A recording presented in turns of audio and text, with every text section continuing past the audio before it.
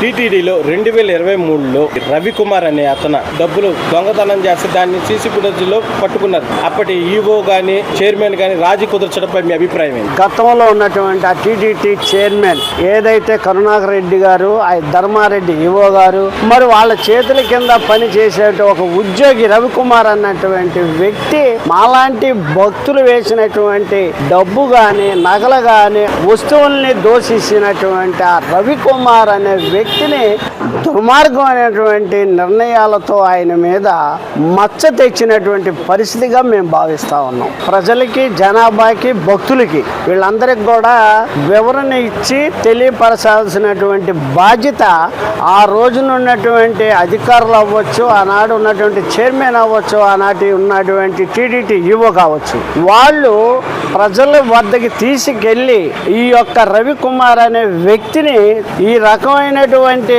జరిగింది అని వివరణ కూడా భక్తుల మనోభావాలు దెబ్బతీయకుండా వాళ్ళు చెప్పాల్సినటువంటి బాధ్యత వాళ్ళ మీద ఉందని చెప్పి మేము చెప్తా ఉన్నాం. అంటే వాళ్ళు ఏమంటున్నారంటే భూమా కరుణాకర్ రెడ్డి కావాలని వీళ్ళు చూపించి దుష్ప్రచారం చేస్తున్నారు, అది ఇదని మాట్లాడుతున్నారు. అరే దుష్ప్రచారం చేయడం ఏంటంటే కరుణాకర్ రెడ్డి గారు, మీ యొక్క ఉన్నటువంటి విలువలేంటో స్థానికంగా తిరుపతిలో ఉన్నటువంటి వాళ్ళందరికీ ప్రజానీకానికి తెలుసు సార్. తర్వాత మీరు చైర్మన్ అయిన తర్వాత మీరు ఏమేమి అరాచకాలు చేశారో, ఎలాంటి రకాలుగా దోచుకోవాలో దేవుడి సొమ్ముని అంతా కూడా చేతులారా తీసుకున్నటువంటి మీరే మీ చేతి కింద పని చేసేటువంటి ఒక గుమస్తా అవ్వచ్చు, ఒక ఎంప్లాయ్ అవ్వచ్చు, ఒక బాధ్యత గల వాళ్ళని మీరు ఆ రకంగా ఉపయోగించుకొని అసలు ఆ డబ్బు అవన్నీ ఏమైనాయి అని చెప్పి మేము సూటిగా మిమ్మల్ని అడగదలుచుకుంటున్నాం.